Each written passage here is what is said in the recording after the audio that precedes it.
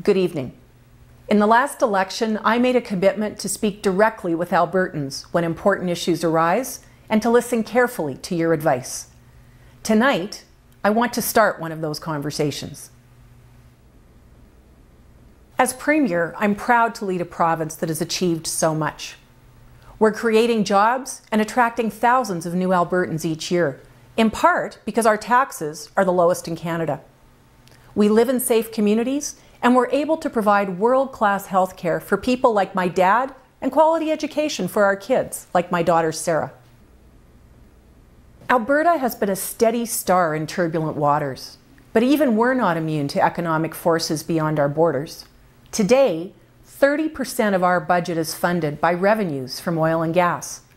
And this means that we're vulnerable to swings in resource prices, as we've seen with natural gas prices in the past, and now the price that we receive for Alberta oil. This time last year, private sector economists, industry experts, and banks forecasted that West Texas Intermediate oil, the benchmark price for oil in North America, would average $100 a barrel in 2012. The federal Conservatives, our neighbours in Saskatchewan, and our own government used that benchmark as the basis for our budget forecasts. In fact, we forecasted the price to be slightly lower, just to be safe. But now, Texas oil ended up averaging $94 last year. And that difference in price alone has cost the province almost $1 billion in royalty revenues since April. But it isn't the price of oil in Texas that's causing the real problem. Historically, the price that we receive for our oil has been a few dollars lower than Texas oil, and that differential had been manageable. But since September, that gap has grown considerably, and the trend is getting worse for the foreseeable future. The vast majority of our oil is now bitumen from the oil sands. And because of rapidly growing levels of oil production in the United States and the fact that we virtually nowhere else to sell our oil but to the US market, Alberta is getting just over $50 a barrel for our oil. This bitumen bubble means that the Alberta government will collect about $6 billion less in revenue this year alone. To put that in context, that's equivalent to all of our government spending on education each year. So as we prepare this year's budget, it means we have to make some very difficult choices. When Albertans elected our government last April, you placed your trust in us to manage in both good and in challenging times, to protect Alberta's gains while building for the future. You gave our government a clear mandate to keep investing in services that support our families and our communities, the communities where we live. You told us to continue building the new roads, schools, and health facilities that we need, and we are listening. Despite falling oil revenues, I give you my commitment that as we deliver our long-term economic plan for Alberta, we will be thoughtful in our approach and we will deliver on these priorities. It's not good enough to simply take an axe to government spending across the board.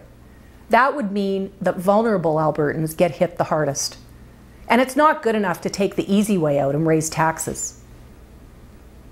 Last year, we initiated a results-based budgeting process, a process that challenges every dollar that the government spends while making sure that the programs and the services that we provide are getting results for Albertans. And I've instructed every one of my ministers to speed up this review. In this year's budget, we'll hold the line on our spending and we'll live within our means. But our population is growing quickly. We know that living in this province. Last year alone, we welcomed 95,000 new Albertans. That's equal to adding a new city the size of Red Deer in just a single year. So while it may sound relatively painless to hold our overall spending levels, it's not. As a result, some programs and services will change, especially those that are not sustainable over the long term. Quite simply, we have to put Alberta's finances on a more stable footing. A province as prosperous as Alberta should not be as susceptible as we are to swings in the price of oil and gas.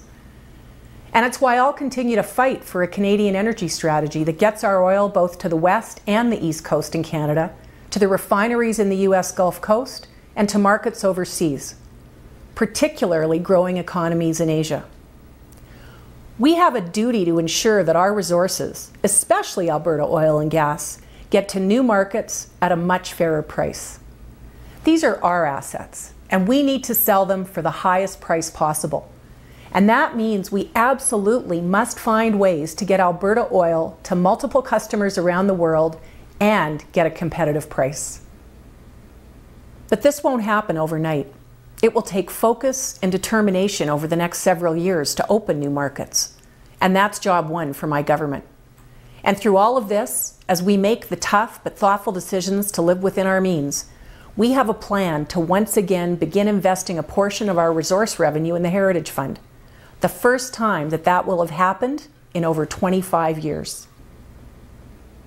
We'll build on the legacy that Premier Lougheed laid down for us.